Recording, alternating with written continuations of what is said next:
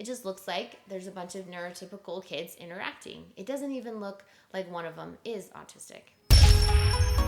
So we've been getting a lot of questions about Simon. He's our 2.5-year-old, and he just barely got diagnosed with autism. The reason we want to share Simon's experience is because Simon really defies a lot of the stereotypical behaviors of autism.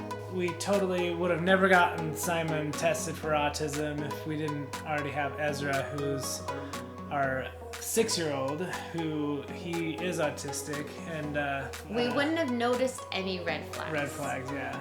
So in this, we'll talk about some of the red flags that we noticed, probably because we have a child already with autism.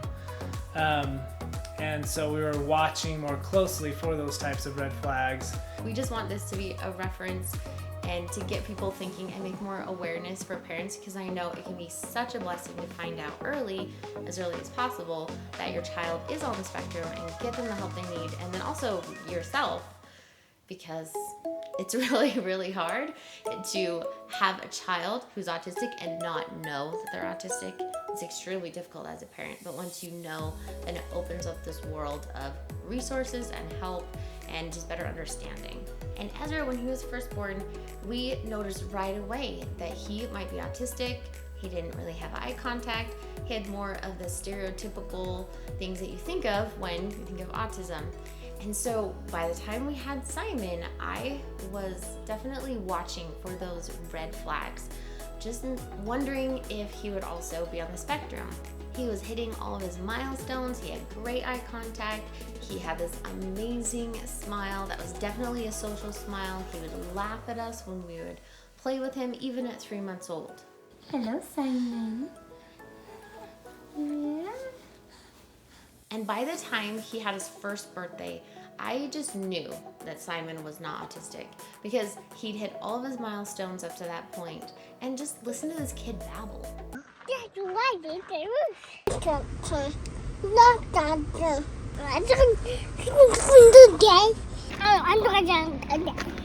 To me, yeah, like I had no thoughts of him being autistic at all at first. Yeah, Simon was and still is very socially motivated. He wanted to be held all the time. Some things are really difficult with Simon, and some things aren't.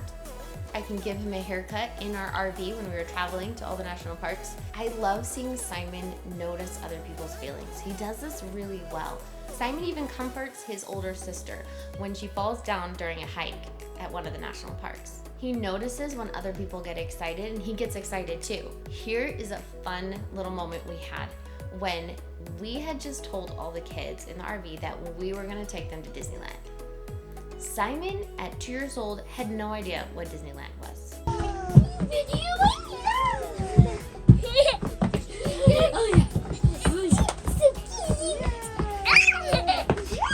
Simon had a lot of fun during Halloween.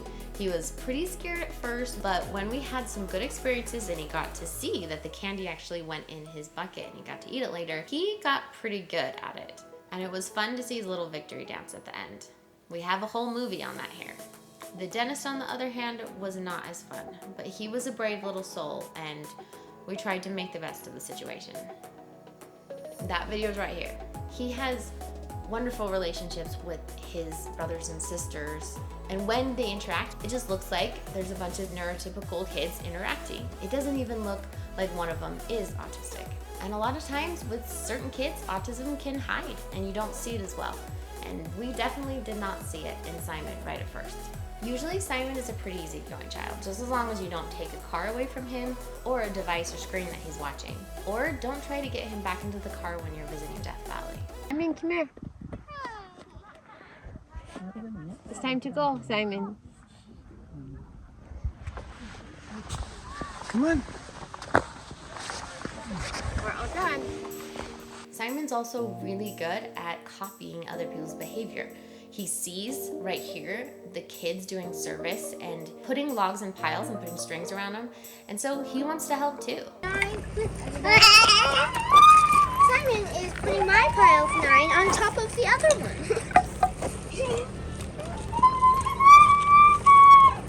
And Simon is actually a pretty good eater. Look how he gets into this apple. he eats pretty healthy and he really isn't that picky. Simon is such a cuddler. A lot of times when we're in the RV, he will come and sit in my lap while I'm editing video. He just wants to be held. And since Ezra is so different than Simon, we just figured, hey, Simon's not like Ezra, so Simon shouldn't be on the spectrum. But we were very wrong. The first red flag of autism that I saw was when Simon was walking and he was on his tiptoes. And when I saw that, I was like, ooh, that's a red flag. That's a sign of autism. Now, of course, if your child just does that one thing, it doesn't mean that they have autism. But I was really looking for these red flags, and I was like, okay, there's one. If there's three, I'm taking them in. And the second red flag that we saw with Simon was extreme fixation. So he would and does get really attached to something, and then if you try to take that thing away or anything changes or has to be a transition, he just has a meltdown. One time we were at a friend's house and he was playing with, the friend's toys, and then we had to leave, and whew. That was, he was just... We couldn't get his shoes on. Yeah, because he was just going so crazy. Mad at us. And then I think it lasted like an hour. Yeah, it was a long time before we could get him calmed down. Those just extreme fixations on a certain thing, and then if you try to take that thing away, it's not good. And most 2-year-olds don't want their toys taken away. But this example is especially with like just cars. He's fixated with cars. And so if he sees another car, he has to have it. I remember at Thanksgiving, he saw a red car and he just had to have it.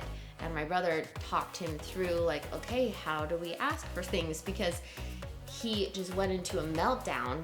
Even before anyone said you can't have it, he was just like screaming that he had to have it. Can you say please?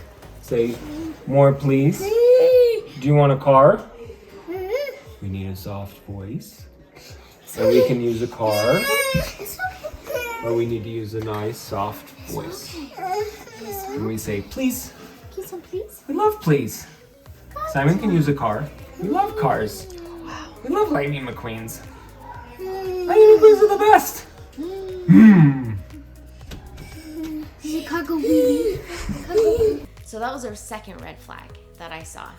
And when he was about 2 years old, just barely 2, I saw Simon one night running from corner to corner of the room.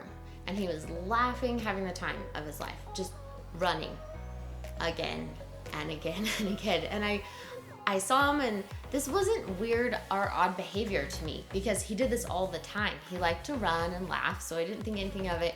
And then as I was watching him just that one night, it dawned on me. He does this every day, if not more than one time a day. And I was like, this is a repetitive behavior. This is another red flag of autism. And I knew right then that we would need to get him on the waiting list to see if he actually is autistic. And as I was watching Simon going from corner to corner of the room, it came to my memory other little repetitive behaviors that he has. He'll take my hair and wrap it around his finger to help soothe him and to help himself calm down. And he'll also start running in circles again and again. And I remember especially we were in an RV for quite a long time visiting all the national parks. It was a super fun time and we got lots of fun video to share with you guys.